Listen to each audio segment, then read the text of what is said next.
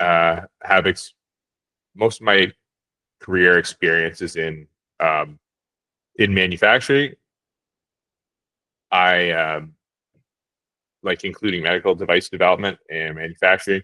I have done a couple projects through my business with housing. Like I'm designing a cottage right now to be built in Gravenhurst. That's how I got connected with Zach P. actually, and I understand Sam, you're in that area too. I live in Gravenhurst, yeah. Oh, okay, yeah. I'm designing. It's going to be on Riley Lake. That's where I'm. Nice. And I worked with Cabin prefab panel company, or they have a prefab home product. A couple of years ago, I worked with them to design their HVAC and plumbing for one of their models. So that was some exposure to the prefab industry. And yeah, I'm really excited about. So I'm looking at taking things that I've learned and my manufacturing background and applying it or to meet the needs. I think there's a lot of opportunity in housing right now. It's an opportunity for me to make a positive difference. It's opportunity for to make a living. It's opportunity for my friends and family, members of my community that are struggling to find affordable housing, for me to help them. So I'm providing services right now, supporting like Sanjay and I and Koppalla. We've been talking about this thing and just trying to. I'm not sure exactly where best for me to support this project, or so at this point it's we're figuring that all out. So that's a little bit about me and where my relationship to this meeting and project. Okay, sounds great. Thank you so much, Zach, for that introduction. Sam, why don't you give us a little bit of background about yourself? We're excited to hear that. Yeah, thanks, Sanjay. So I'm Sam Taylor. I am based out of Gravenhurst, Ontario. From the East Coast Canada originally, which is where I did my schooling. So I did architectural technology in school. So I'm not a licensed architect, but I can sign off on residential architectural components here in Ontario. What I'm trying to focus on and what I've been working on for the past 9 years is modular design and code review and standards. So with the past 9 years, having that background in the former engineering company that I worked at, as I kind of mentioned, I want to move into training people in the quality assurance standards that we need here in Canada. So the A277 standard being the main focus, which is the quality assurance standard that manufacturing plants have to meet in order to build modules here in Canada. So anything that has to do with that standard, the quality assurance documents that the plants need themselves, setting them up with their third-party inspection agency, so whether it be Intertech, CSA, or QAI are the options here in Canada. And then helping with the permitting process, if that's something that you're looking for as well. So the way the permitting works here in Canada is that every township has the right to take a look at the drawings and say whether they're going to approve it or not. So as much as we try and standardize modules, you have to make sure you're working with the individual townships here in Canada too. So helping be a liaison to the authority having jurisdiction in those local townships while keeping the plans and design as standardized as we possibly can for the modular manufacturer. So that's my background. Thank you, Sam, for the introduction. I'd like Koppalla go next. Hi, actually, my name is Koppalla. Actually, I'm from India. Currently, I'm in India. I have around 22 years of experience in the civil engineering, especially in the steel structural engineering. I worked around 15 years in the UAE and Qatar, Gulf, with the American courts, Americans and British courts. Now I'm working in India. So my work, specialized in pre-engineered steel building design, focused in MBS software, STAT Pro, and Tekla structures and AutoCAD and other 3D softwares, especially into the steel structures only. I have around 4 years of experience in modular, volumetric modular building construction, design, detailing. detailing when I was working in Qatar. That is for some kind of warehouses for the government projects. That's around 60 to 60 feet, 200 feet building. One building is there, and other buildings also there for the governmental project only. All we have done in a volumetric building only. So 4 years back, I came to know about the volumetric building. Before that, my complete work is in pre-engineered buildings only. So I saw how useful volumetric buildings, modular buildings. So everything we can do offsite construction, very less work in the site and all, and even it is very cost efficiency also. So I was thinking and waiting for great opportunities also worldwide, wherever it is there, and I can use my skills and help others and as a team member to grow the businesses and help them with the designs and all. Yeah, and mainly the volumetric only. Yes.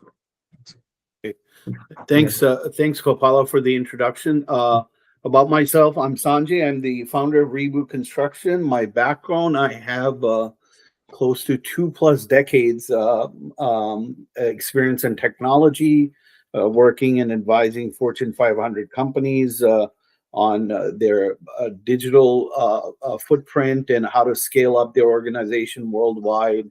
Companies ranging from American Express, BlackBerry, and lots of Fortune 500 and startup. I have also in my career done tons of startups. While I was, and most of my time actually in the last 2 decades has been in California. But while I was doing technology, also put in a lot of interest in real estate and found out a niche opportunity in the construction when I bought 30 homes raising capital. So I have experience about raising capital, may it be in Silicon Valley for startups or raising capital for real estate. Raised about 3 million, bought 30 homes, fix and flip them on my cell phone without even seeing the house, and Uberize the construction side. And through that whole technology and real estate passion, I said, what if we were to productize? Came my crazy madness of let's make Lego pieces. Let's build Lego blocks. I want to become a kid again, and I want to build homes again like Lego pieces. And I literally interviewed 800 architects in the world, really racking my brains, understanding everybody. So on the outcome of that, I'm going to also sort of jump in. Came some very beautiful, gorgeous designs, which we will almost like spend about $250,000 behind to show you this view here. So it's a two-story, a two-story, 3-bedroom, 3 baths, if you will. This is what it is. And we've sort of gone through 85 iterations of this design. So along with the looks, the beauty, there's also a lot of brains behind this. There's been 85 iterations to productize this in almost not just only from a modular or a panelized perspective, or prefab, which you hear a lot in the industry, but we've tried to componentize each and every part in this look and feel to make sure that we can start with the component, we panelize it, and we modularize it, make it volumetric. Have the flexibility to build those small Lego pieces. And I'll jump into some of those Lego pieces. What are some of the candidates for components that we've sort of identified that can be used in many contexts, whether it's a garden suite, laneway housing, or the missing middle, the great missing middle excitement that's happening in Toronto or Ontario. I'm super excited about, looking at that perspective of how on every lot, single family, now you can build 8 units. It's a dream come true for people that understand real estate and investments and stuff like that. So really what we're trying to achieve right now as an organization is really bring some experts together that understand the power of not just modular and things of that, but really become almost, a movement of DFMA. I've gone around, building factories, SIP factories. I helped some Canadian architect build a SIP factory that was burnt in California. She put a plan, $2 million, absolute failure, a lot of hard work, and no returns were coming out. So I understand SIP factory. Then I went to 3D, Hyundai CEO, 3D printing, 2 stories, 3 stories, absolute lot of noise and failure in that approach and that technology. Then comes the modular. It's got its own pros and cons and benefits. Then you have panelization. It's limited. It's got some benefits, but not a full on. But I think that if you start having the mindset of building homes, of how you build software products, like almost like a agile methodology, we call it Scrum, and sprint sessions, we have a user story. As if I want to build a $20 million project, I still want to be able to say, as a user, I want to be able to click on this window and open up this window, period. How do I take this whole madness of building a home, and as a user, I want to turn on the hot water, and this component should be able to give me hot water, basically. So dumbing down the ideation, the thought process of building from that perspective to right to that minute componentization, and then you get assemblies and you get sub-assemblies, and then all those things. How do you orchestrate all of that, right? So that's where I wanted to sort of build a community, build a group that understands the power of DFMA. I think having gone through so many different areas, the secret lies in that componentization and that DFMA, and not many people understand. When you start talking to people in modular or prefab and panels, people are stuck still having wars between, hey, maybe I should use wood, and wood is the way to go. Hey, maybe I should use steel. I don't think the war is about wood and steel and modular and prefab. It's the component is a secret sauce. I'm going to pause here because before I jump into componentization, I want to make sure that we all on this call are in sync with this ideation, because I'm going to be pulling a lot of people that are vendors and manufacturers of the mindset of DFMA, because once we get those real components locked and loaded, you can plug and play. But I'm going to pause this demonstration and do a quick round of inputs, because this conversation is going to be super valuable as other folks are also joining in. They're understanding what's the agenda, what are we trying to do, where are we taking this whole conversation. Because once we get the DFMA, I think there's so many other aspects that you can execute on. But Sam, maybe I could start with you. What are your thoughts of whatever I've shared so far?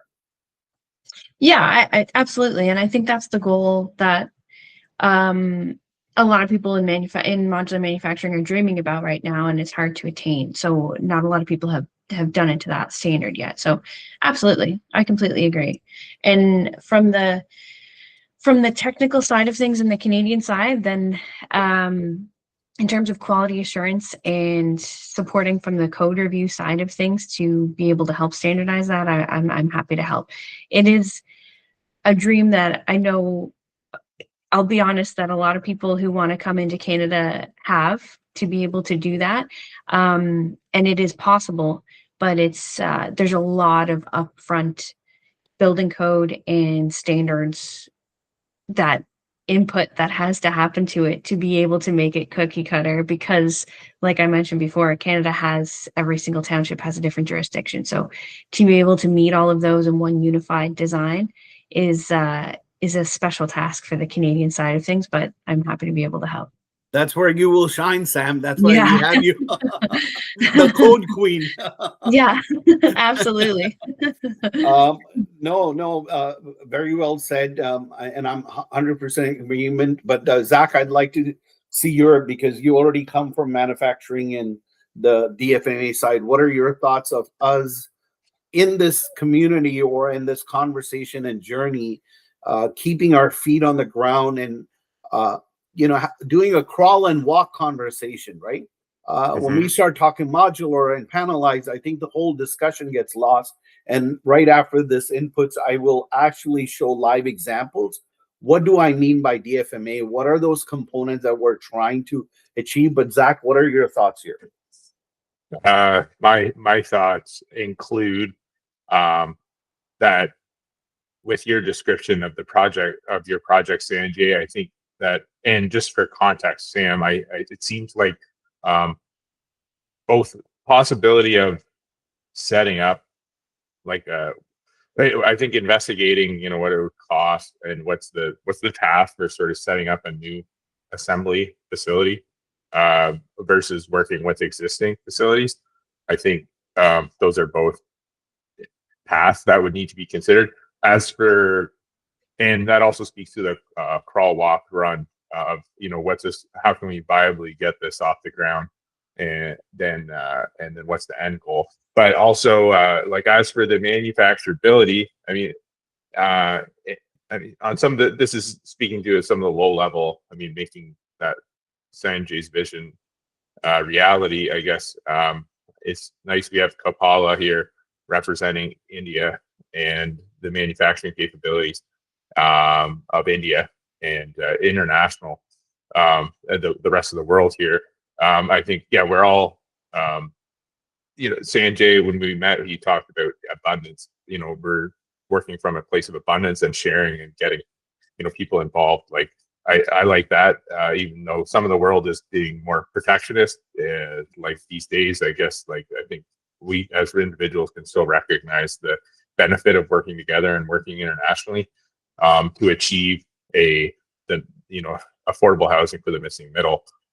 Some of those, but yeah, I think that's where, again, I think Sam's knowledge is important to be just assessing, what's possible within the Canadian market. Because I saw that with Cabin that my client I was working with, that they had unrealistic expectations for how standardized their product, like just one product, sell it anywhere in the US and Canada. And it was like they had invested a lot of money in that and made a lot of promises based on that. Turns out, and in my opinion, it was not viable. That was not possible for their product. So that's where things like a configurator software is something that for in manufacturing, when you have configurations, customizations. I mean, this is like everyday stuff in engineering that there's already softwares and approaches and to managing that are, I think, have applicability here. And that's it's great for I have some, I think my manufacturing background is like, Zach our last meeting, Zach said, or shared a couple stories of how construction companies that have wanted to get into modular have struggled and failed. And I hear that it's a big cultural shift from construction getting into this more manufacturing, modular and prefab or panelized manufacturing. But I think there's, for new companies starting projects today, I think, we have an advantage if we can just start with a manufacturing context and start off where starting from scratch and building something that's smart right away. So yeah, I think those are some of my comments for the moment. Yeah, absolutely. Thank you for your inputs, Koppalla. Any and the ask is about DFMA, about componentization, and I think Koppalla, I'll also invite your what you are already working on. Koppalla is already working on a mod where we're dumbing it down. Really, the project is to take two mods, like a 9x11, like how they can fit together side by side and how they can be stacked. So right now, the immediate project that we're going to be focusing on is really those two mods and not having all lofty things. I want to build 10 stories or 20 stories. I think when we perfect those two mods from all this componentization perspective and treat it like almost like a 360 square feet garden suite, if you will, So how do you apply all those principles of DFMA to be able to go to market?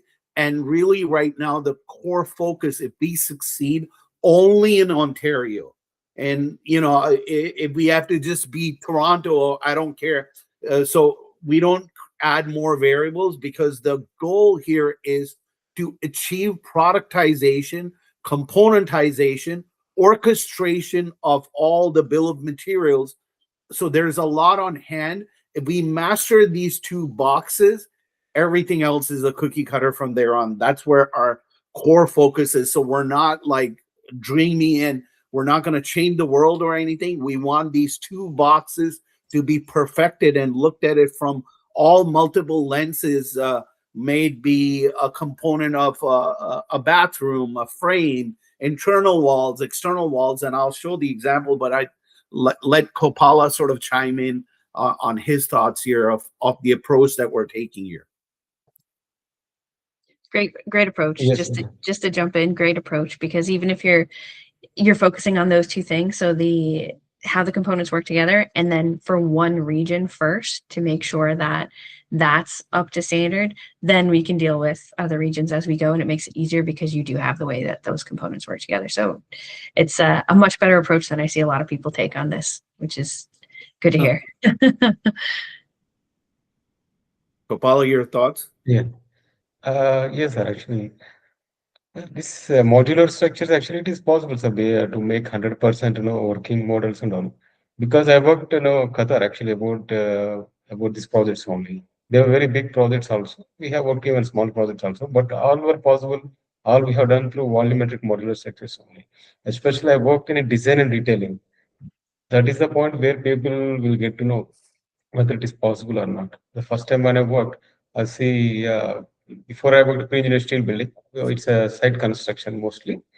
A factory done also there, factory fabrication site done, site direction. But volumetric structure, modular structure, they don't require much site constructions and all.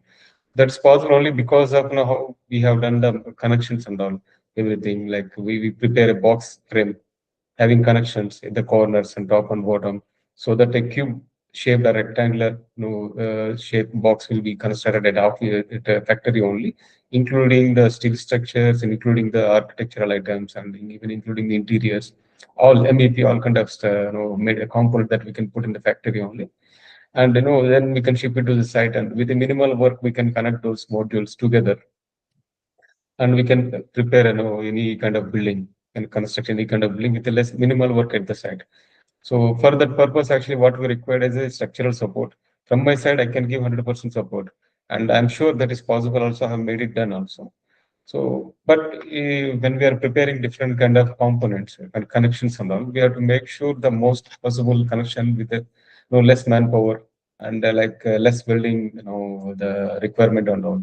So that is also we can make actually. Yeah, Koppalla, I think you have got such great, valuable experience, hands-on experience. You spoke something about detailing.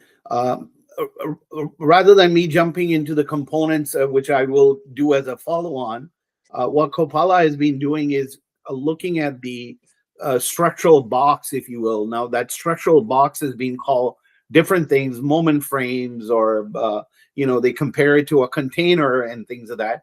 What Koppalla and I have also been closely trying to give him a lot of inputs. The secret sauce is in the connection.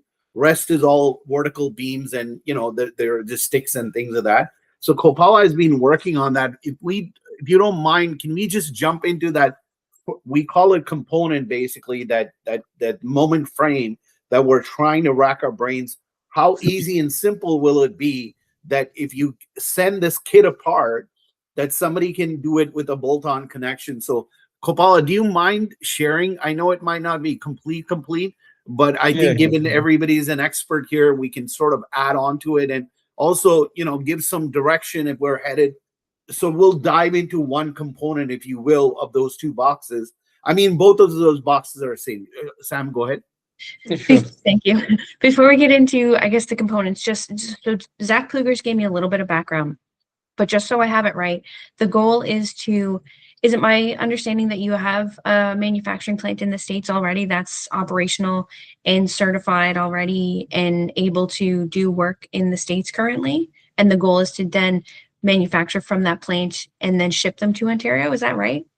No, it's here locally. Zach and myself are going to be visiting one of the manufacturers here locally this next week. Zach, I'm up for that. I think I sent you an email, so I'm confirmed with that. So Yeah, we'll be thanks. going and seeing. We're trying to Uberize, if you will, and that's another beauty about what we're doing. We can literally go into plants that have a downtime because there's a lot of ebbs and flows, and we want to be able to become the Uber in this space of building our components on those downtime, if you will, and identify. And we'll get into that conversation. But the idea is everything local here, right here, all the parts and pieces, especially this R&D that we're going after. These 2 boxes, we literally want to grab. I mean, I want to be as local as possible right here itself. That's the idea right now, Sam. Okay, amazing. So the goal is more to partner with existing manufacturing facilities to help standardize and make more efficient their processes and components. Not their processes. I mean, we might get an order for a garden suite right now. Like I'll be pitching to the investors and getting garden suite order, but I want to give them the confidence that we really got this thing together before I start going after clients. We already have the design, as you saw, like a 2-story, a beautiful one. That's our design. That's already engineered according to California standards, by the way. So I have the architectural engineering, AR, VR, all that package that I've been spending 4 or 5 years behind that. I already have that, right? So Amazing. we can go into a factory and say, okay, this is our design, like what Koppalla is doing in India, and saying, adhere to these standards, and let's build this box here right now, right? Right. And then the thought is that Zach, with his manufacturing background, sort of, holds the bull by the horns of saying, do it in a DFMA way. So before even a plumbing component goes, we would have our own design, our own kit apart, and how that pops inside that volumetric.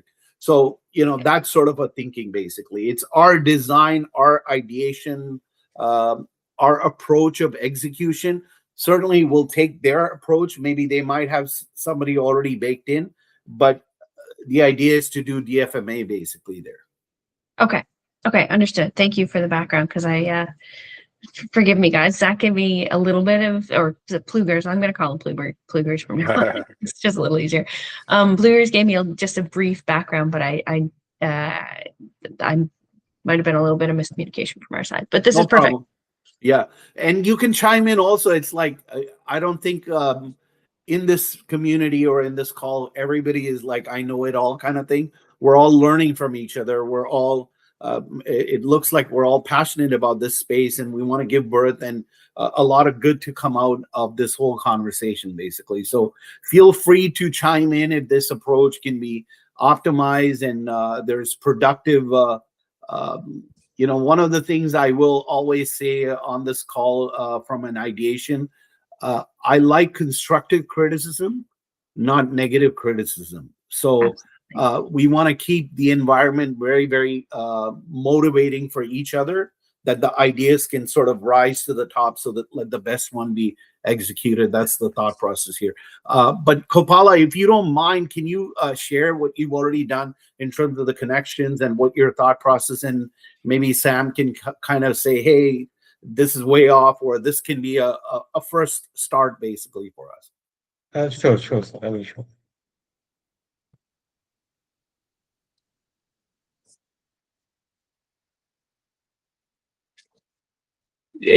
Yeah, while Koppalla is just setting that up,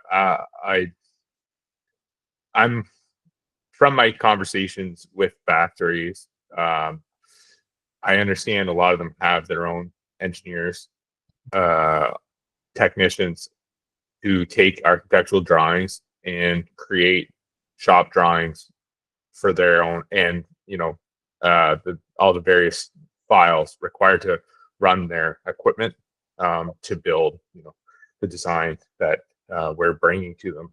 Now, so I think having somebody like Sam involved as a third party to do some of the to do the code review of the existing design for a specific jurisdiction, I think would be good if that's like, you know, something that Sanjay owns, I guess, or the company has done that sort of investigation before approaching a factory. I think that's really good. But then I think I definitely understand that like the factories have their specializations and there's only so many of them, and it is sort of a process to get set up with one and that's where I think I really liked the approach of a couple modules, try to find an existing factory that we can work with to get these built. But that's where I think what Koppalla is going to show us, like, I'm not sure if this is going to be compatible with, like, if we bring this design to a factory, you know, I'm not sure if they would be willing to work with this. But on the other hand, like, if we were to, or maybe, you know, if that factory were then importing, you know, from our supplier or something like, I'm not sure if they'd be open to that. But those are sort of questions that I are thinking about. Yeah, absolutely. And it is an interesting approach. And I can't wait to see what Koppalla is about to show us, because, and that's why I asked about the manufacturing plant as well. So you'd be basically like a client with a plant set already who's approaching a manufacturer to say, hey, this is what we want to build. You're doing a lot of the steps in advance of what they would normally see come to them. So a lot of the way the manufacturing plants work here is that client will say, hey, I want this building. And then maybe they have a concept plan. And then the manufacturing plant will work with their engineering team to make the plant modular friendly, make sure it meets the codes. And then once the permit, there's two plan sets that we kind of talk about here. There's the permit set and the shop drawing set in the respective manufacturing plants. And the permit set is the one that's not quite as detailed in terms of construction details, but it's the one that goes into the building official for them to approve it. So there's enough information for them to understand how it's going to be constructed and that it will be constructed to the building codes. But then, as Zach said, the manufacturing plant will have their team do the shop drawings, and that's the more detailed set that they build from. And a lot of times, the reason that manufacturing plants have their own team who do the shop drawings is because there's a very specific way that the plants like to build. And the reason that their teams do the shop drawings rather than, for example, the team that I used to work at, who was an engineering and design firm, is because they're very set in how they construct. And so their internal team designs according to that. So I think bringing a new type of construction to a manufacturing plant that's different from the one that they're working with, it's not impossible, because obviously if there's a whole stream of revenue that's going to be coming in from this and a whole stream of projects that are going to be coming in, I mean, it's a great opportunity for a manufacturing plant.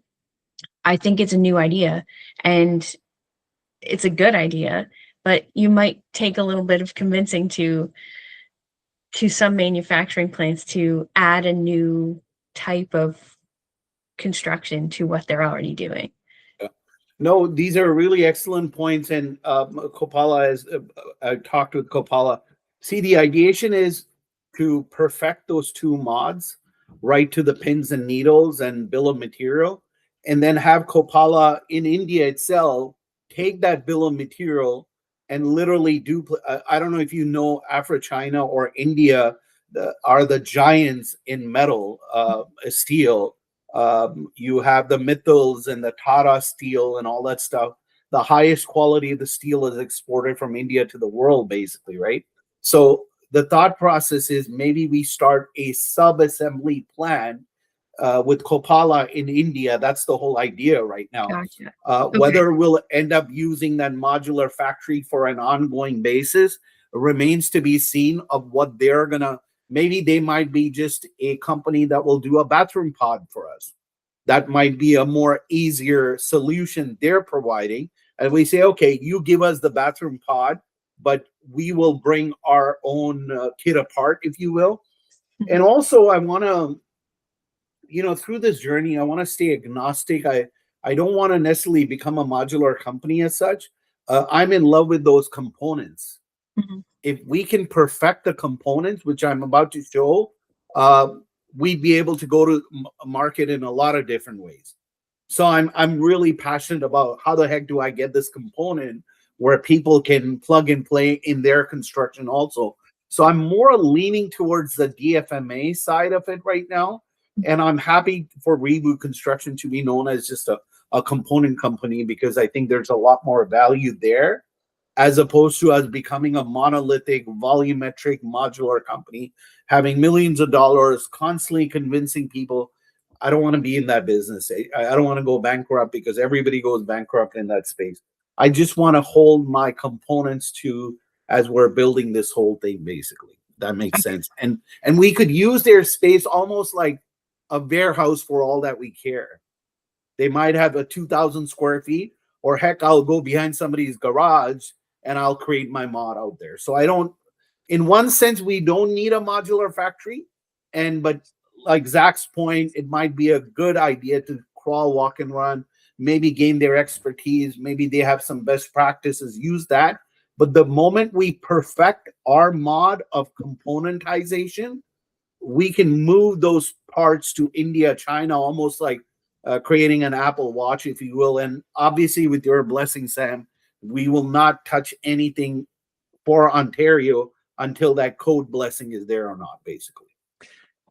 Sure. Yeah. That makes much more sense. Thank you for giving me so much background on this, guys, because, yeah, absolutely. Sounds great. All right. Koppalla, Let's please, Yeah, go ahead. Go ahead. Let's look at our first component. Yeah, sure. Are you able to see my screen? Hello? Are you able to see my screen, sir? yeah. Okay. That's great. So this is the one module that we are planning to build. Like the two modules, out of two module, one module. They are, both of them are similar only. It is around 9 feet, by 20 feet, 20 feet length and 9 feet, the width, and 9 feet height. So the basic concept is like we are preparing a box frame with all the required steel materials to support the flooring material and the ceiling materials and wall claddings, everything, including the provision for the doors and windows. Like at the bottom, you can see we have used the material C12 by 20.7. That is standard material. I think it easily we can get it in Canada and USA, the profile. So same profile only we have used. This can withstand the load up to, I think, as per the live load requirement, as per the Ontario building code, that it can take easily. That I think around 2 kilonewtons per square meter load it can take. That is, more than enough for, any, residential purposes of building. So we have a C channel all around the base frame, and we have a joist, if you see, in the base frame connected to the base frame. I will just use the clip plane here.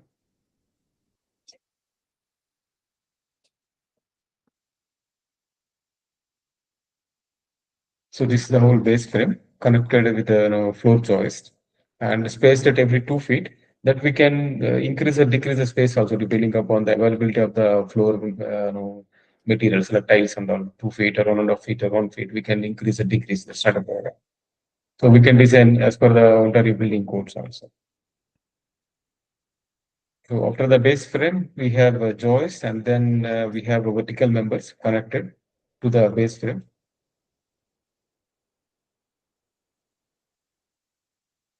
So these are the vertical stud members connected, between the base frame and the ceiling frame. The ceiling frame height we can decide based on the height of the floor.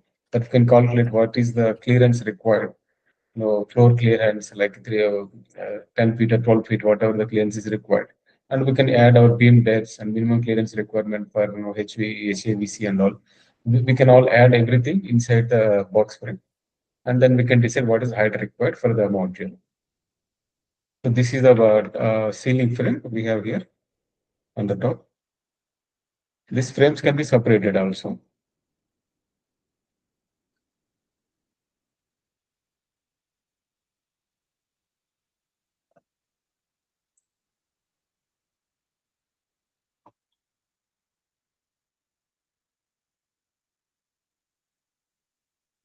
Yeah.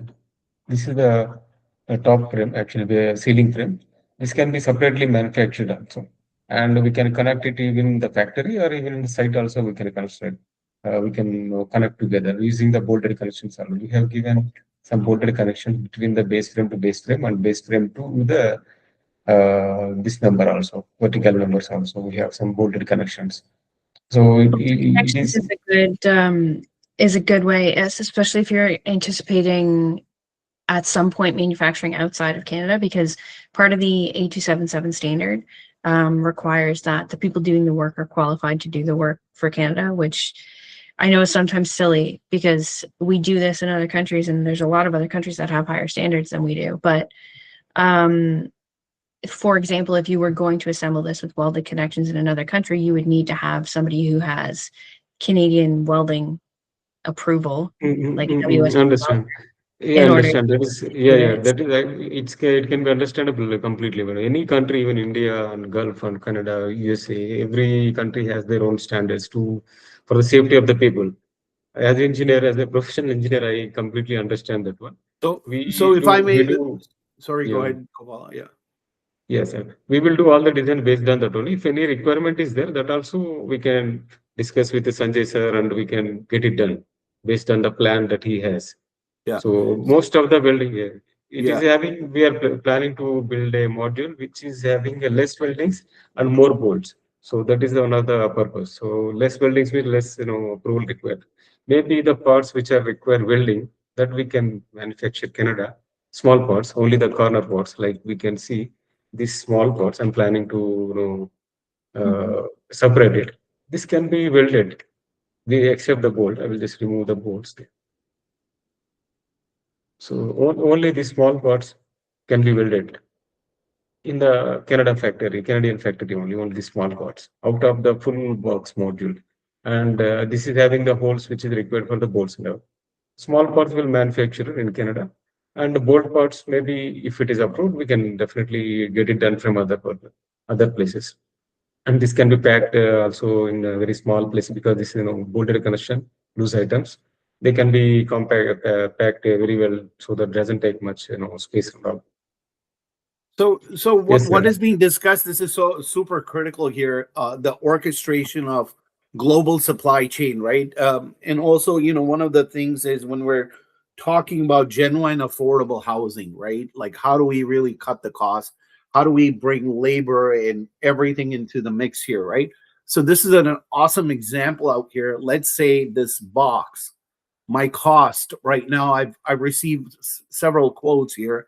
Might be some places they're saying it's $20 a square foot. So say if this is 9 by 20, 180, so that's 3,600, $20 a square foot type of thing, right? How do I reduce it from $20 a square foot down to $5, $7 a square foot? Let's use this as a component exercise where you're marrying technology, engineering, componentization, and labor. How do you split it apart? So my thought process is like how he's showing the connection here from that box. Let's say we manufacture that connection, welded here in Canada, right? In order to abide by the standard, but those beams, they're pure steel. We can get it shipped from India. Would that make sense, Sam? I'd like to know your thoughts here, basically. Yeah, and great explanation, because that would be exactly it. We're trying to look at the different pieces to where it can be efficient while still meeting the standard. So I'm glad you brought up the component parts before I answer your question, because even if they're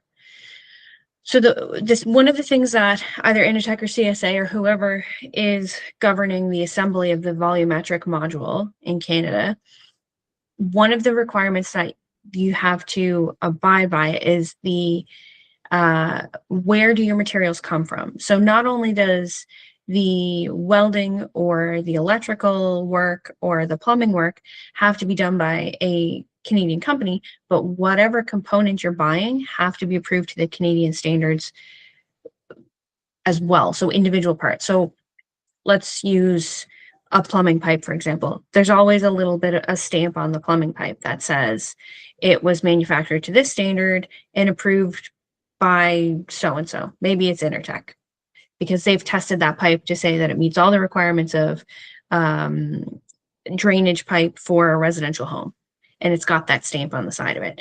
So the same thing is true with steel. So there is a standard and a grade and a test that the steel has to meet, and it has to be stamped with that in order to be able to use it in part of your volumetric modular assembly. So what options for that look like if you're creating these parts in another facility? There's all kinds of parts, obviously, that are made outside of Canada and shipped here, and they have that approval. It just has to go through materials testing or approval. So steel, for example, is one of the easier ones. If you have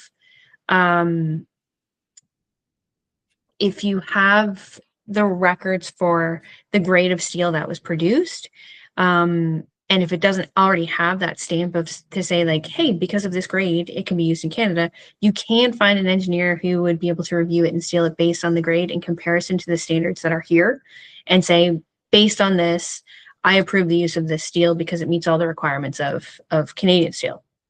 So awesome, awesome input here. So I just want to jump in here, Sam. Mittal, Mittal, they're one of the biggest giants in India. They have a factory in Hamilton here, right? Amazing. So there's a lot of steel might be coming in already in India. And there's also UL standards, a database. I have a link to that database where it's got the database of all the manufacturers in the world. You could literally drill it down to China, and whatever parts you have, if it's not a part of that database, we will not buy it. Basically, that's my thinking here.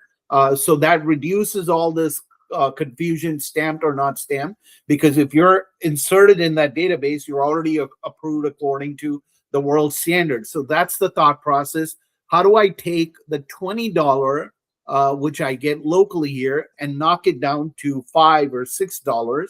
If I were to bring all the steel from there and only manufacture the parts, manufacturing from a local fabricator, this is going to be like maybe $100 or something like that. And I've got 8 connections. That's $800, but I've saved 50% of the cost on my mod itself right here. And that's where I'm going towards affordable housing. My goal is to be around the 125, 150 with the keys in your hand, basically. I know it's a dreamy goal, but I want to achieve it through these dialogues and these conversations, because you kind of, we have a thing in India, like a juice, sugarcane juice. If you ever have seen, I think in some of the restaurants, or it's very traditional, they'll take a sugarcane juice and move it through that machine till the last drop is coming out. That's what I want to do in this affordable housing. Every pins and needle, look for an opportunity. Like Koppalla said, connections, let's get it done from Canada. Let's not mess around with it because it requires bolting. Pick up all the steel material from India, ship it, and have it arrive out here. Is this making sense? Am I missing something here, Sam? No, that's perfect. And I appreciate so much that you have that background and already have the knowledge to be like, oh, you have to buy it to here to meet this, because again, leaps and bounds ahead of a lot of the people that I talk to who have this vision. So this is exciting. Yeah. So go ahead, Zach. Just on manufacturer build or DFMA, I mean, some general things are minimizing. So you can save by importing parts and materials potentially. That's one of the areas we've been discussing, but also using standardized parts instead of creating custom parts. That's another like major way to cut costs, but also, I think automation has potential to reduce your costs here too. And so, but these are cost cutting and DFMA things that are designed into the structure, like literally in the structure of the product. So that's where, I foresee reviewing the design for how, what does this cost and the viability of manufacturing, code review. But then we would need to open the design back up to achieve a cost target, as well as like this market access barrier that we're talking about, with how Sam's already sharing some creative ideas and thoughts. That has the great knowledge of what's required just to access the Canadian market here. That's a really important too. So I'm pretty surprised to hear that people don't read the standard, but that's exactly what I guess I encountered with the other companies. Like they didn't really do the review. They just but then they just brought in some consultants and they said, hey, let's build this, and they weren't willing to change their design to align with what the law required. And so they didn't have access to the market, because ultimately, as Sam said, also the city, the townships, they do have the authority they have to give you occupancy of the house that this person's built or not. And so it's a major business risk if there's anyway, there's a few thoughts. Yeah, thank you, Zach, for that input. So, again, I'm going to sing the mantra of DFMA, and this is what we mean by DFMA, really squeezing down that last juice. And another thing that I will point out, and I was shocked to get this quote, because I've already got this mod. We've the engineering design, as we get into, I've divided that whole building, that gorgeous looking building, into 6 mods. And I was so shocked. The 2 mods on top, exact boxes, is costing me in material $20 a square foot. But the mod at the bottom, the 4 mods, is costing me just raw material $40 a square foot. And I had an aha moment. I said, what the heck is different between that 2 mod on top and 2 mods at the bottom? Which leads me to, further looking at these studs, the gauges of the studs. Do we need 18 gauges or do we need 20 gauges?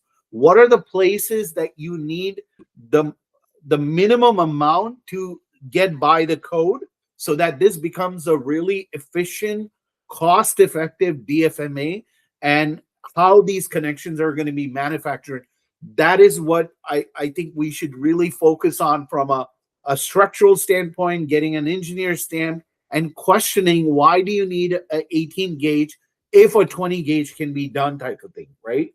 Reducing cost to that level from a structural analysis perspective, connection perspective, the beam weight perspective, basically. Is that kind of making sense here, Sam? Absolutely. And it's again, I'll go back to the fact that I'm very happy to hear that you want to focus on one region first, because it's a lot easier to target that when you're focused on one particular region. Because obviously, as you know, Canada is massive, and I'm looking outside my window right now and I've got 5 feet of snow in my front yard. So it's not like that in Toronto, right? So it's when you can focus on one region, you can really reduce the structural steel as much as you possibly can. Same with the insulation, to make sure it matches that region. If you're trying to make this uniform so that, and I only say this because, again, this is a lot of people who approach this do it in this manner, and the way that you're doing it is very wise, because when you focus on one region, you can reduce it as much as possible to make it the most cost efficient. When you're trying to make a design that works in 80% of Canada, then you have to over-engineer it, and so you can't save the cost. No, not at all. By the way, just the grandeur vision, the money-making vision here, I'll let the cat out of the bag.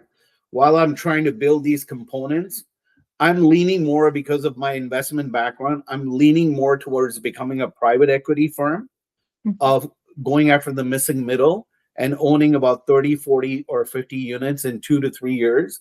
And whoever wants to join in the ride will be able to see. This will be a live session of showcasing people of how you can have your 20 units. So there's a bigger, exciting, more pathway here, not just about building components, because I believe the day I can announce that me as a developer and a builder have locked this down at $150 a square foot, I will have no problem on getting investment. No Mhm. problem. You see what I'm saying? So Absolutely. and I've traveled all my life. I've done business worldwide. This is the first time in my life I'm back home from now Silicon Valley after 20 years. This is the first time in my life I feel I don't have to go outside this space. Yeah. I have everything here to master and perfect this, and then India can sort of kick in, basically. Mm-hmm. Yep, I love it. I completely agree. Yeah. So please, Koppalla, go ahead and share the technicalities of the connection of how they join together and how they can be stacked together. What is the thinking on the connection, if you don't mind? And I love the way, by the way, you're opening those connections so we're able to see the mechanics behind that. That's super, super helpful and critical here. But please, Koppalla, go ahead. Yes, thank you, sir. Actually, this is still in the basic stage only. Unfortunately, I couldn't have much time, so that no, I don't, I couldn't prepare much presentable format. But still, I know how it will work. How can we prepare, the module as per our plan and all. Definitely, sir. The stacking and all, we can stack any numbers, actually, even can go up to G plus 10 also. That is depending upon the design. Like you mentioned, pointed out that base modules will be having more steel and top modules will be having light steel. That is obvious, sir, actually, because base modules will be carrying more load than the topmost modules. While if you see from the module from top to bottom one by one, the bottom one will be having more. Bottommost one will be carrying more load, and the next one will be a little bit less, depending upon the number of modules standing. That, of course, we can optimize. The optimization is one of the factor while we consider while we designing any structure. If it is a conventional steel structure or module, anything when we design, that of course we need to satisfy the codes and all. Like we have Ontario Building Code and all that we have to review, and of course each and every material, welds and connections, bolts, everything has to be satisfied as per the code and all that we will follow. And the belts also, welds and other whatever it is required, even the lifting also, lifting for different design and other things also we will satisfy. So we can give any connections, sir, in not only inter-module, like we have a module here separated. It's not welded. It's like we discussed. This is a welded component connected to the all four corners. All four corners. This way we can weld as a component. This will be connected to one corner here and another corner here, the four corners. And then we can connect this longitudinal numbers, the 10 feet, 11 feet, whatever the length, 20 feet is length, that we can connect this longitudinal numbers to Is that the welded C part. channel that will fit in there? Is that the beam we're talking about? Yeah, it's a C channel. It's a C channel, C 12 by 20.7.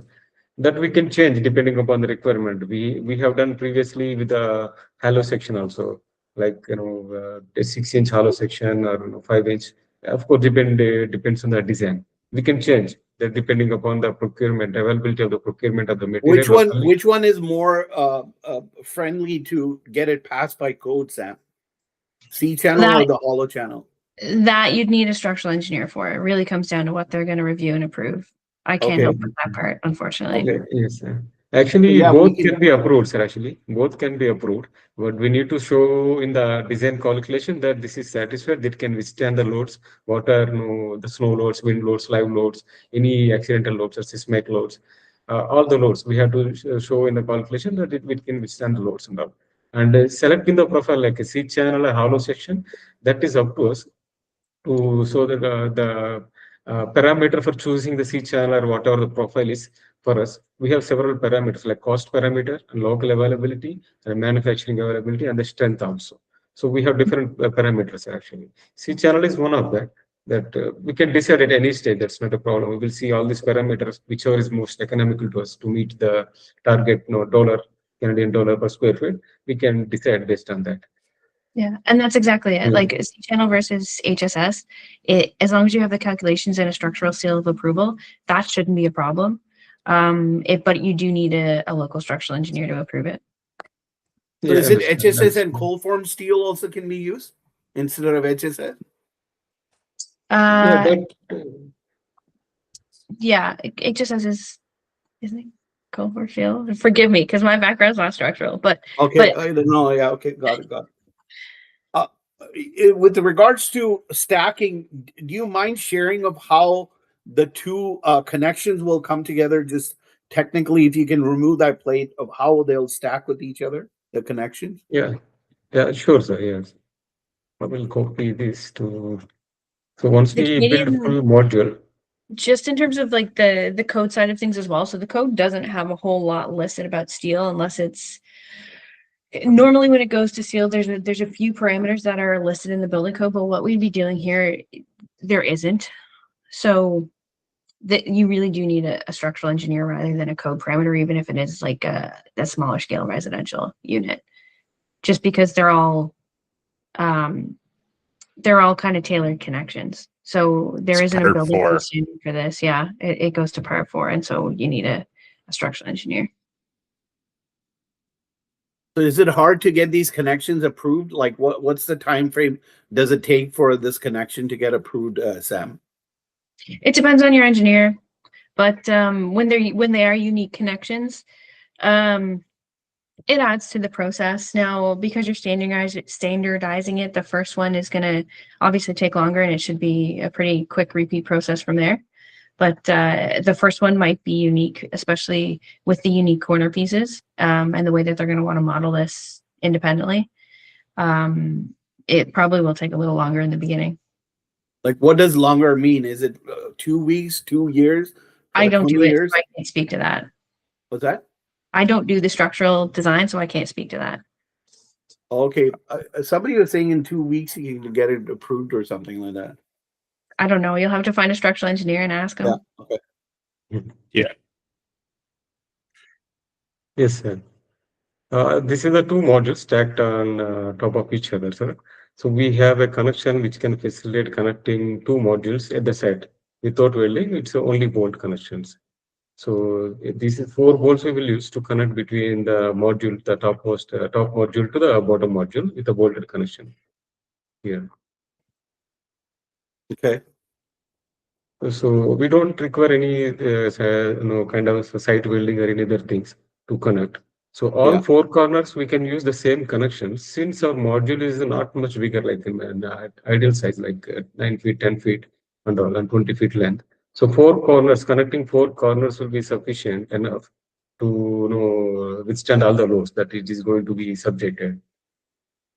So Got 4 it. corners we will connect. So 4 corners we can connect all 4, and then the module is completely connected to each other to act as a one building. And even the side-by-side modules also we connect, sir. Actually, we have, for example, we have 2 modules connecting to side-by-side. We can use this kind of connections. Is the intent to do to just ship the kit of parts for the structural, or are you hoping to finish, insulation, finishes, MEP? Both options. Given Okay. both the options, we will start with that kit apart, regardless whether we're in a factory or not. Now, if that kit goes 20 feet away within the factory, or that kit is going right across Canada, remains to be seen. But initially, it just starts with a kit apart, basically, ideation. Perfect.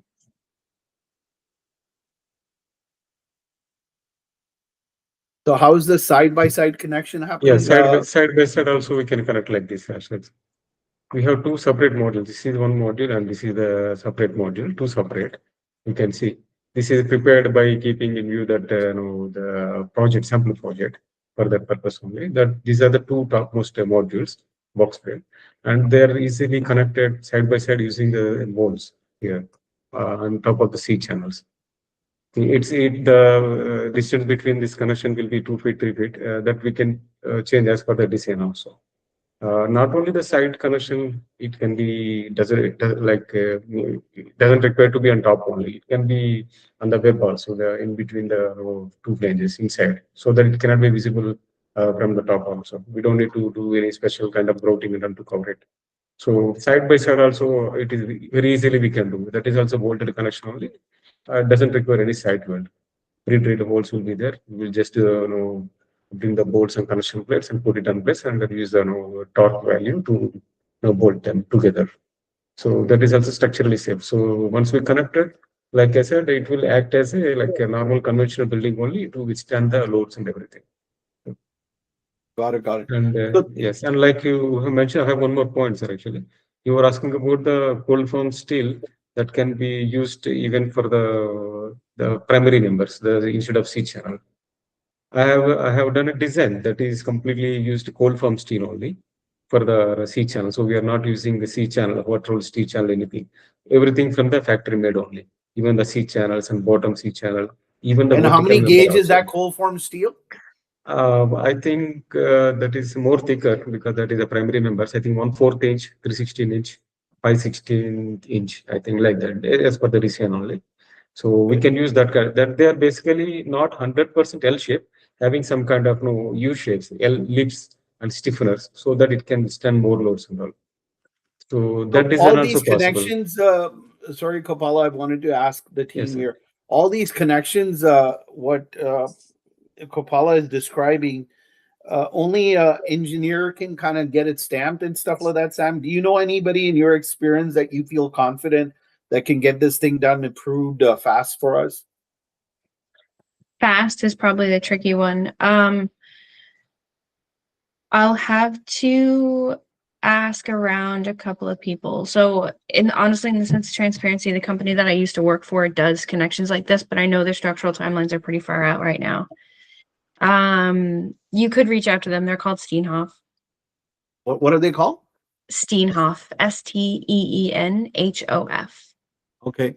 I know Besides, Zach was potentially looking. I don't know if he gave you any suggestions, but I know he was potentially looking for a couple of options to provide to you as well. But I can talk to him too.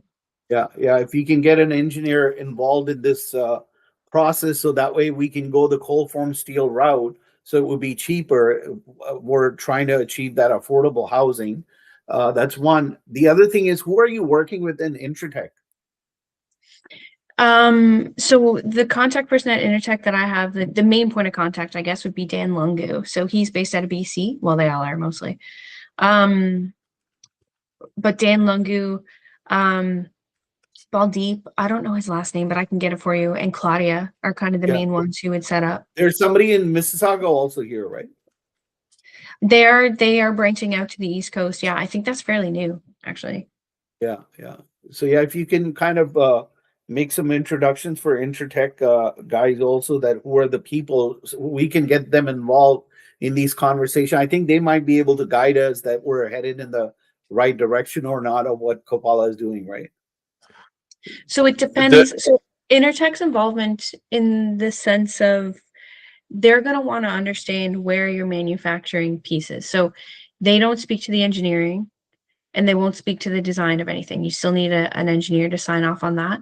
What they're going to help you with is going into the manufacturing facility that you're working with and making sure that they're following the proper standards. And then if you do want to get, so that there's two different areas where Intertech can be involved in the actual volumetric assembly of the modules themselves. And that's the 8277 standard, which if you need any help from that side of it, I'm happy to help with while you prepare for Intertech. Yeah. And then the individual testing of the components. So if you come up with your own unique corner connection detail and you want to get it tested for approval in Canada, so that that piece of that corner material always has a stamp of approval, you can manufacture it in mass in India and then ship it over, then they can do the individual component testing as well. So you mentioned unique a couple of times, and I picked up on Zach. Aren't there any standard connections already in the market for modular that we can plug and play rather than making it unique? Because I have no desire of becoming an R&D lab here. We want to plug and play components that are already available. So are there some components that we can go to, or any manufacturers that give you that for connections? Sam? I don't know. Sorry, I don't know who the question's for. There are The- some. There absolutely are some. Some of them can be costly. Like, for example, corner cast is one of them. Like the corner blocks, they're expensive though. there's a lot of other people who are trying to come up with more. So there's one company in particular who's based out of Quebec, who I think they just did their pilot project for the corner connections that they're doing last year. I don't know if they're on the market yet or not. And then of course there's like people do steel modular buildings all the time. So you can just engineer connections. And then there are typical connections that people use that are similar to what you're presenting here now. And again, that would go back to your structural engineer and just making sure that they've approved those connections and they're happy with the way that they go together. Cast is out of Quebec and they're building these corner connections. They're building one of them. Yeah, there are multiple ones out there. Another company who I wonder if they offer them on their website or if they just test them. There's a company in the States called Holmes. I think it's HOLMES. And they do the testing for it. Like they actually do the R&D and, help. Like they work with Simpson Strong Tie to make sure that a lot of their pieces are tested Where properly. are they based out of? They're, I want to say Colorado. But is that already tested and approved according to Canada They're the ones who standards? do the testing. So I don't know if they have on their website the ones that they've supported or if they could point you in the right direction. But okay. Yeah, if we can get some connections already out of the box, rather than us going through CSA certification, all that stuff, that might help us. Which leads me to this conversation. I'm quickly going to share the different components, and you can tell me, Sam, am I headed in a very lofty idea and this is a long drawn process, or we can maybe plug and play some of the components that are already there in place? So your guidance would be super helpful here. Just while you're looking that up, can I share that that presentation from CWC that we were in last week, Sanjay. The one company they presented their framework system, which is wood, and a system, I guess, for I think connections and for building for this type of product, but it's a wood system that, like, my research is indicating wood is the most economical, and there is existing systems, like engineered systems, of connections, and I don't know. I think that's exactly what framework that was presented is. I think is. Yeah, that whole wood thing, Zach, what I've been noticing, and I think it will become clear once I show you one of this. So here's when I say connections and components, this is what I'm talking about. Like an entire plumbing platform that's already done through all this steel framework, and all the plugs, all the pieces of the puzzle for electrical MEP is already done. Mm-hmm. This is for the bathroom, nice.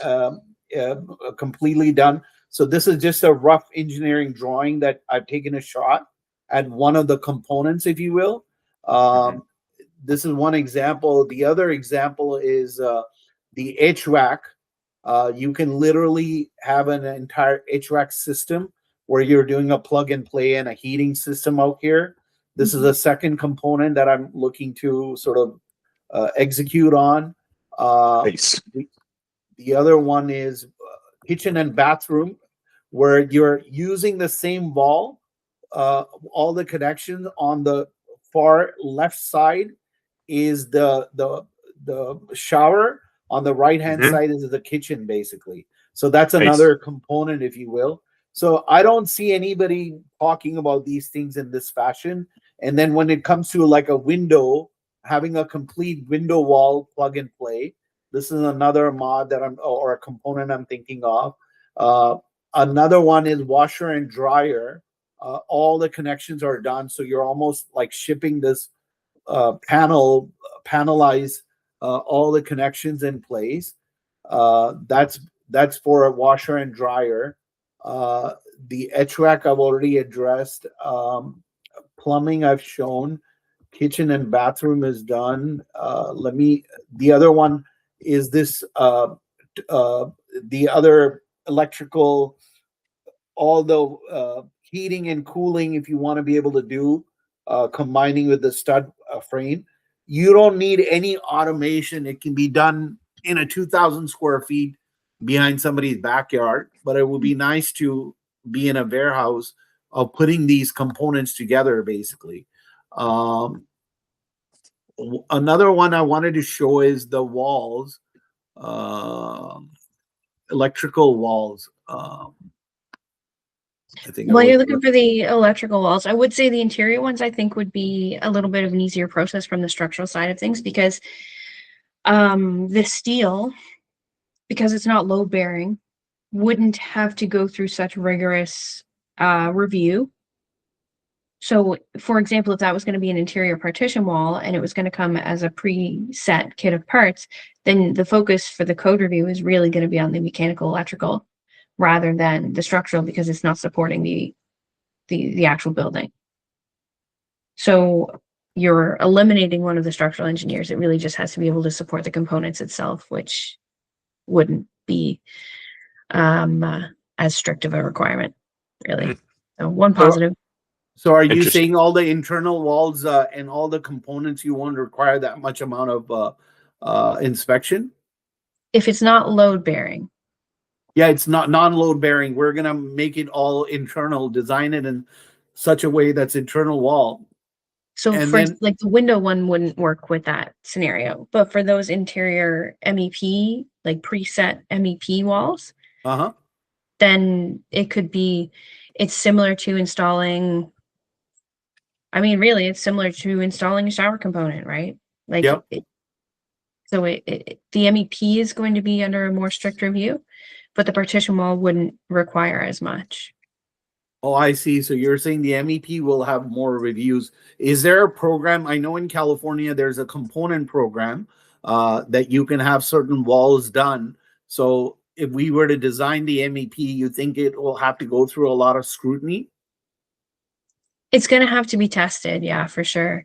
So let me explain the thought process here. We're not finishing the MEP wall. We're just shipping it on site and keeping it open so that it can get reviewed. All we're doing is we're basically putting it in like a panelized system, basically. You see what I'm saying? So yeah, we're not, understood. yeah. So it would, when it arrives on site, everything is still open. The wall is not closed at all. So I would imagine that would be just regular inspection, given that, all these fittings are already in place, except we did it in factory, but we're leaving the final inspection on site, basically. True. And then it could all be exposed.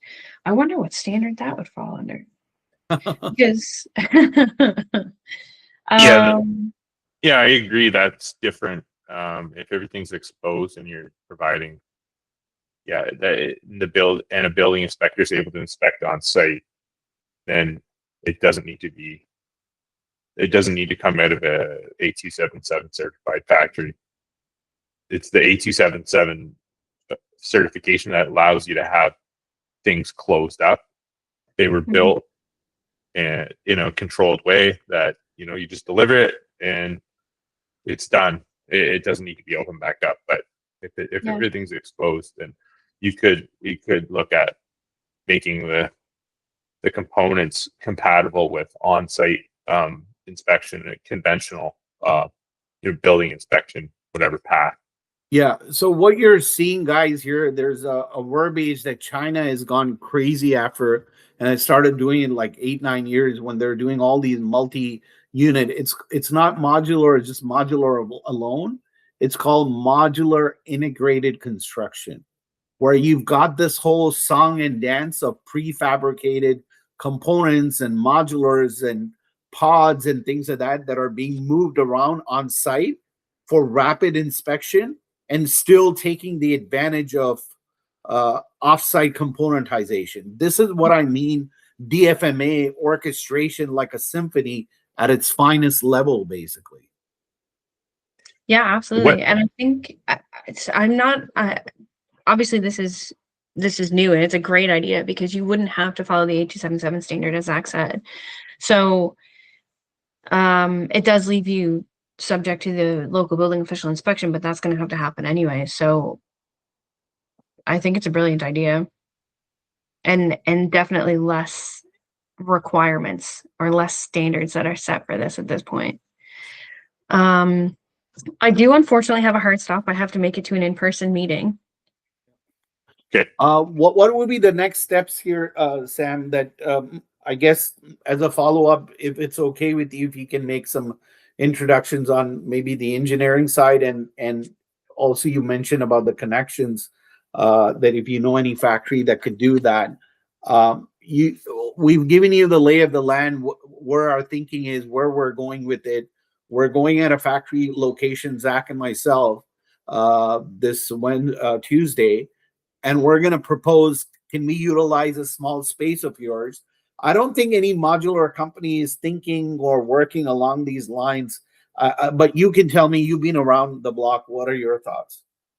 There's a company in the UK who's doing similar to the MEP inserts. I can't remember the name of them right now. MCP. Yeah, that's yeah, it. I know of them.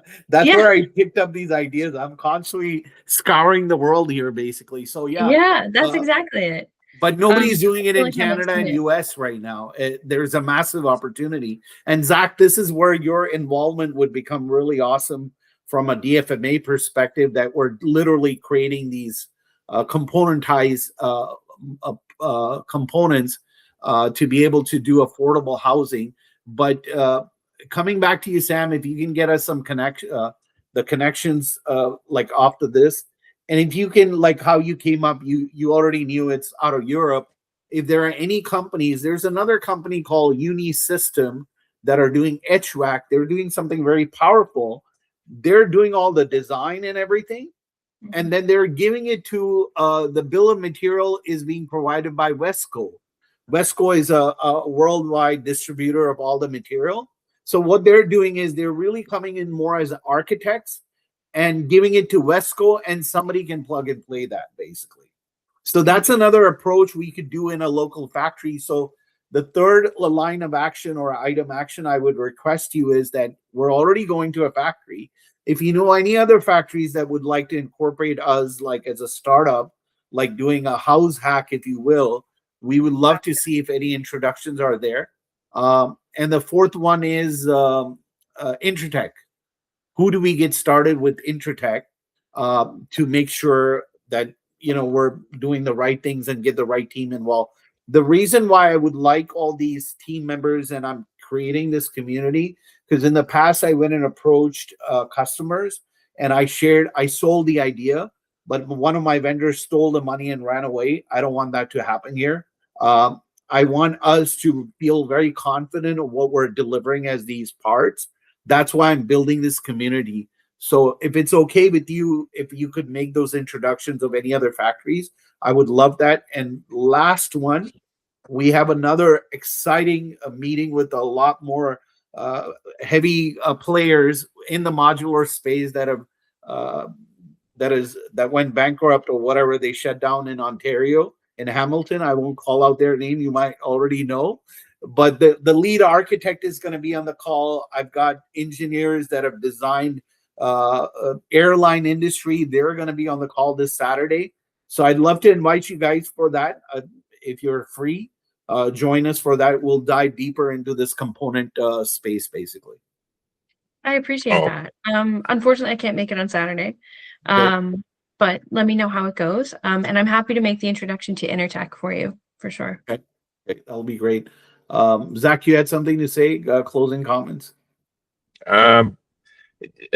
Just that I really feel like a code review by Sam of your California design is I think that's like something you're gonna have to do that. And if we were to approach a factory with it with the code review for Ontario, I feel like that's a no-brainer. I think thing that it needs to be done, and you have somebody here that can do that.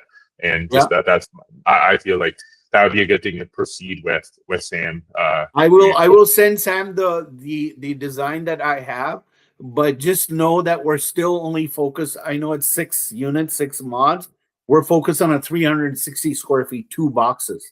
Our goal right now is just 2 boxes, not the 6. Even though I'll share the design, it's according to California standard. I want you to look at it from a lens of 360 square feet only, and hash out all the materials, all the ideas that I've shared with you. If you can kind of help us, who might be off the shelf, who you can help on certification, those types of things would be super helpful, basically. Absolutely. Send me over the plans, and then I'll probably send over a list of questions too, just to make sure that I'm understanding where I fit into this and what the scope kind of looks like. And like I said, I'm happy to introduce you to Intertech, but from there we'll kind of figure out how can I help. Yeah, absolutely. I want to thank make you. sure that I'm not Thank you for your some of these things too. So we'll refine really my involvement. Okay, sounds good. Thanks so much for joining, Sam. And, Thank you very much, guys. Sorry that I got to jump. Sorry, the day than I expected. sorry to go past one here, but good luck with your next meeting. That's okay. Thank you very much, guys. Great to meet you. Thanks. All right. Zach, quickly, so I guess next steps we'll meet on Tuesday. We're meeting there. Yeah, that sounds good. And if it's okay, I'm sending out everybody LinkedIn invite. I'm gonna send some to Sam also and the other Zach P also, just a LinkedIn invite, just to give you a heads up. Sounds good. But as next steps, what do you think? Like, do you feel, is it getting more clear? What is it I'm trying to accomplish, or you feel there's more clarity that needs to be? Because my focus is only 2 boxes right now. Yeah. In the community around those mods, basically. Yeah, I like that, and no, and I can see how you, I think, have reasonably made some decisions for a particular path, I think, through the course of our discussions. And that's where, so I think it is, and I like, I guess, that what you have, the vision that you have, and that's just, I guess where Sam comes in. That's an important conversation to have early here. Like, is what is required to access the Canadian market? Like, basically, is like that's quality. Like, quality 101 is like, I worked in quality, and it's like the regulatory stuff. I mean, sometimes other people see it as something that comes later, but it's actually, these days it's very process oriented. So it's like, even may take into account, like ISO 1345 or 9001 actually controls the process by which you design a product. So I'm not sure if like there may be a requirement that, well, there is a requirement, I guess, so that the connections need to have review and approval, aka somebody needs to be legally responsible if somebody gets injured, if the connection fails. There needs to be somebody that's held responsible for it. So that's all the law says. But I mean, so that's where it would be, I think it would be good to have somebody like Sam sort of do an overview of, we've got this California design. Let's just take a look at it. Maybe she gives you an estimate on what it would take. Yeah, I want to be careful about the California design, because I moved it around. A lot of people have said that balcony, Flat roof. the flat roof, the balcony and the flat roof, other builders have raised concern because snow load would be a problem. So I want to make it very simplistic. I don't want it to go completely. I want to go off the 2 boxes right now. I think that's a lot more simplistic, a lot more clear what Koppalla is doing. We want to be able to see what parts we can get from Canada, what we can get from India, so that we can reduce the costs, basically, and be able to then do the cladding. So the focus is really not on that Dark Knight here. It's Dark Knight is a good placeholder, but the two boxes, Yeah, how they'll interconnect. How do we get that plumbing and kitchen mechanics done in a shop and then insert it in those two boxes? hmm That's all. yeah. That's so, and like, how do we build those two boxes and get occupancy? Yep. Like on a site in Yep. in Ontario. Like Yes. that's a big part of it. Actually, I was aware, like the company Cabin I was telling you about that I worked with, they built their model home, in a with panels, and they struggled. I don't even know how, if or how they ever did get occupancy of their model home. Like they built this beautiful home, but they just these things were they took into account. They said, "Oh yeah, well it'll be no problem. We'll find a way." But I don't know if they did find a way. So No. they built this. So we don't want to go that route. We don't want to. Yeah, we don't want to be a bunch of engineers that are drawing and doing our own connection and then come to find out that we cannot get it approved, right? So that's why we're taking that step. Let Intertech get involved up front. I'm trying to build this community because I already spent so much of time and money. I don't want to do that anymore. I want us to succeed. I want everyone in this group to understand that we have a freaking working model in our hand. It's not a bunch of boardroom discussions that we're having here, right? And that's why I'm trying to call out the components that will reduce the cost, help us become the DFMA, make it affordable. And that's why I'm going back to only two boxes right now. Let's keep our blinders on. Only two boxes. Let's perfect these two boxes. Mm-hmm. Yeah, and so that's where, again, Sam is like an expert in, I guess, helping us, and like, an independent, probably their hourly rate is probably pretty affordable, I'd say, compared to comparable services. So that's a really good find. I think she's about as cheap and seems like good as you're going to find for somebody that can find a regulatory path for us that is it's something that's viable. But I think, I like that. I mean, at the end when you showed us more of your MEP isometric drawings, that they sort of suggested, an alternative to the CSA 8277 certified factory approach. And actually, the factory that we're going to visit on Tuesday is not CSA 8277.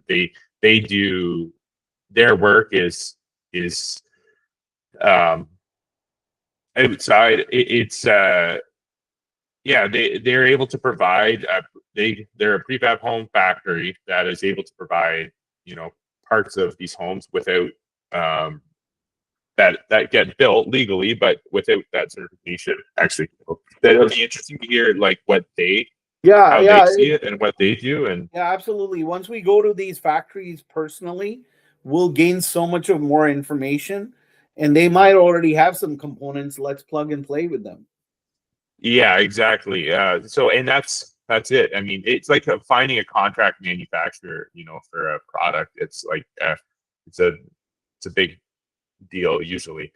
But yeah, they're going to have an existing network of suppliers and of experience that that that we would get to this project would get to leverage that. And that's amazing. So I look forward to learning more.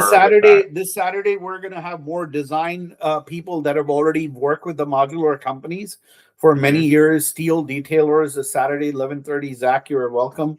Okay. Koppalla, I think I'll be sending you an invite also, and they'll be looking at different ways, all these components. How do we bring it to life? But is this exciting? Is it making sense for you, Koppalla, what we're doing and where we're going with this? Absolutely, sir. It's we are inching towards productivity, execution, actually. Now we are sticking to the two box modules. That's what actually any startup company or any other companies. I have worked with other companies also before. They just take up one or two modules, they will prepare and they will check all the engineering possibilities and everything. So we are working on two modules. We want to see how it connects when we place it on top and when we place it on side by side each other.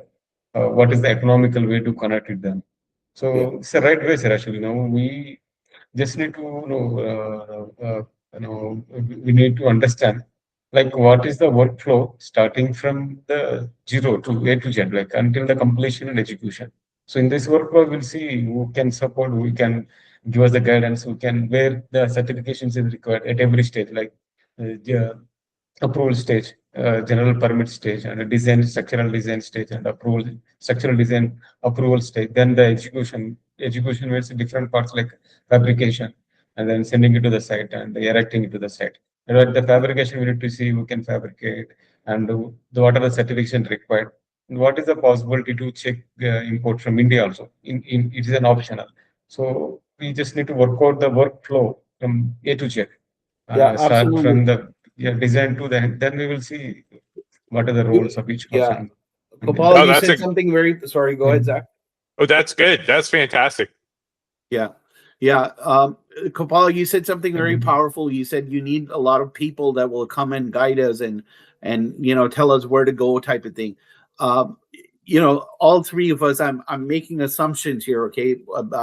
I see a lot of passion, a lot of interest from all three of us here.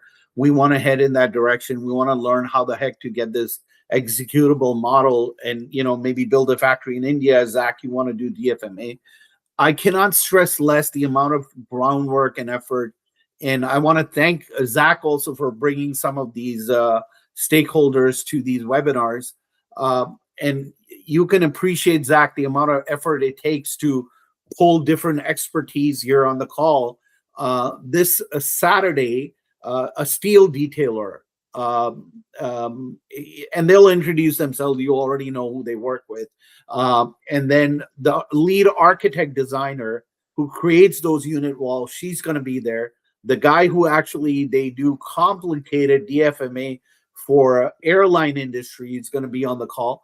So building a community of like-minded people of what we're doing is going to be a key secret sauce for us to become successful. I don't think any one of us has that one answer. It has to be a collaborative effort. Otherwise, we're not going to be able to succeed in our venture. But if we all work together, when we come out and when we see these two mods done, we will have freaking knowledge of those. I literally call them golden biscuits. We'll have the knowledge of how to execute on it. And that knowledge, you cannot find it in any part of the world. I have interviewed 800 architects and everybody's all over the place. Nobody's stitching it together the way we're having this inherent conversation.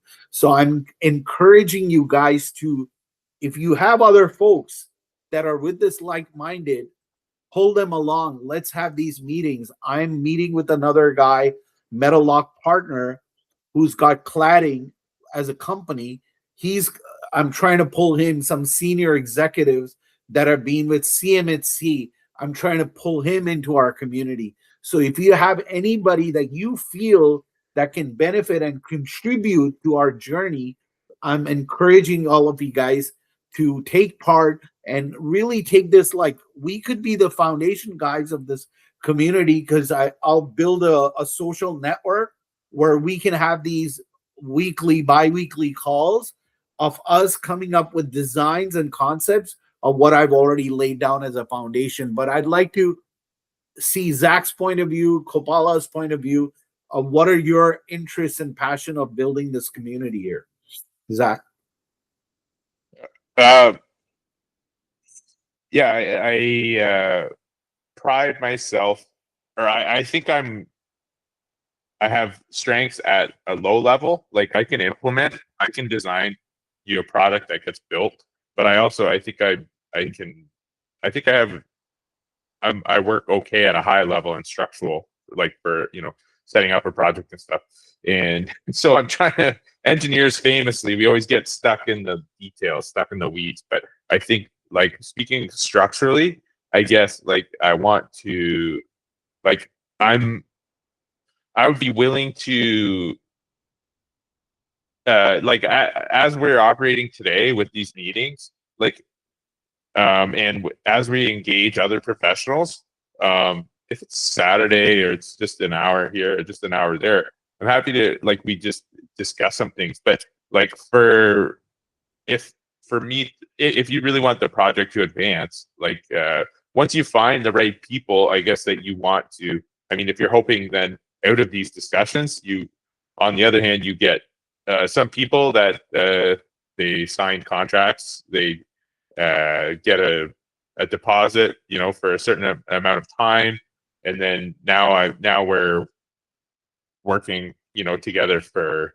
like, there's certain knowledge that you're only going to be able to get out of these professionals for free, that I'm aware, like, I've, you know, I'm always happy to provide a quote, and I'm happy to, but I recognize, like, sometimes engineers, they're not going to give you an opinion on something until you're paying them, because that's literally their business. So, like, that's just something I wanted to share. Like, I feel like maybe, like, it does, as Koppalla just said, I mean, it's like really early days, and I'm okay with these sort of high level discussions.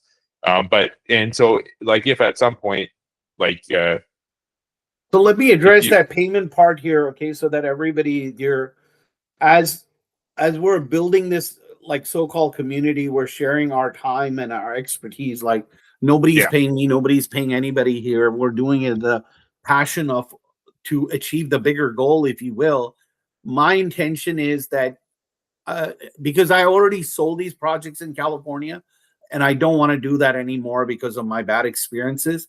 Next thing you know, I've taken a deposit from somebody and we don't know how to execute it. Yeah. What's the point of, you know, having all these conversations, right? So my goal is, as soon as we get some comfort, we have the manufacturer, they've agreed they can deliver, like, we're going this Tuesday, they can deliver, we've got our design, we've got our components together, and we do with one client that we onboard and say, okay, we're going to build a 360 garden suite for you, maybe at raw cost, you know, which will include professional people's time, as Koppalla or Zach or, you know, Priori, whoever is getting involved in that project, their time and material will be included in that. That's what I'm thinking. But unless we haven't formulated all the pieces of the puzzle of what is the value that we're really bringing, are we getting in the construction business or are we getting in the DFMA business? For me, it's the latter. I don't want to be in the construction business. You see what I'm saying? So hence building the community, a lot of guys, those senior executives, they're also coming in, putting their time, because they're excited to see the baby being born on the other side. Koppalla, what are your thoughts? Sorry, go ahead, Zach. Yeah, no, that's it. Yeah, I think it's a fair pitch for that you make for, you know, getting our people into the conversation. I think that sounds fair. And then so for me, I guess, with my involvement, that's just it. The Your reality involvement will happen as soon as I get a project in the company that we're going to. You'll put the feet on the ground and make sure all the orchestration, what you're already learning in these webinars, you're going to put it to practice. You're going to see how these pieces of the puzzle can kind of work together. So I clearly see your role there. I see Koppalla's role. As soon as we build these mods, we have a bill of material, then we tell Koppalla, get us these columns. You know, this mod is costing us $20 locally. How do you reduce it to $5 with Koppalla's, you know, contacts and connections out there? How do we ship it from India to here, right? So I see Koppalla's value here in this whole process out here. So that way he can build sub-assembly components out of India, basically. Koppalla, your thoughts? Yes, definitely, sir. Actually, you know, India is a bit cheaper, you know, when it comes to the material, when it comes to the labor and all. It is a good idea to manufacture some parts in India and, you know, ship it them back to Canada and then assemble there as a module and all. So there is a definitely there's a great advantage is there. So we need to see how can we get the benefit from the advantage when it comes to the total project and all. So how much the cost it can bring down and all. Definitely, I'm sure the cost is going to be down when we use some components from India and all. So once we have the bill of materials, I can provide alternate bill of materials with the same concept, and we can do modifications also if any modification required to make it more economical and more erection installation possible, procedures and all. Definitely, we can see what else we can do to bring the cost down. Not only in the labor and material and supply, and just also in the design and all.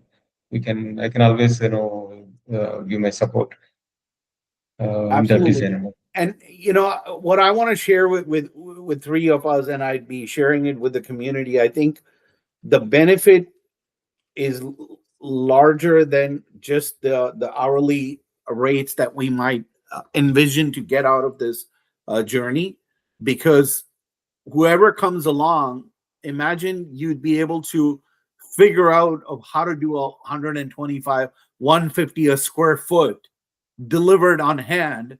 That kind of experience and knowledge, not just on paper, on verbal, being a part of that journey and knowing all the complexity involved in it is irreplaceable. No Harvard University will give you this exposure. Oh, Jesus. Oh, I had ice. Oh, ice is falling off my roof. Oh my God. Well, scary. Yeah. Yeah, that is really valuable. And I mean, if that's like, if we're figuring out how to do that and it's not a proprietary thing, I guess if, as that in exchange for the engagement, if that's clear that we're working this out, I mean, for everybody's benefit, then that's great. My position, unfortunately, I guess in business right now is like I'm trying to establish some of my core business that I don't have steady work that I'm doing that's paying my bills, and then I'm like looking for additional things. I'm really trying to. I'm just doing an odd job here or there, and then I paid my bills, but I need something that's going to be steady. So no, I've enjoyed these meetings, and I'm planning to continue this journey with you here, Sanjay, and so I need to raise that. Absolutely. No, I'm mindful of where you're coming from, Zach, and like I said, as soon as we have got one working prototype, I feel comfortable going and selling it. Even though I have the California design, they're gorgeous, everything. I just don't feel confident from a delivery perspective. I got a client that us here as a team will deliver and provide that value. We'd end up becoming construction guys. I don't want to be in that business. Yeah. It's so sounds good. Yeah. So that said, I'll send out an invite next this Saturday. It's 11:30. I think I've taken everybody's email, and I hope to see you there. And meanwhile, if you have any structural calculations, Koppalla by Saturday, because the more technical engineers are going to be there on the call this Saturday, that would be great if you can kind of bring that basically.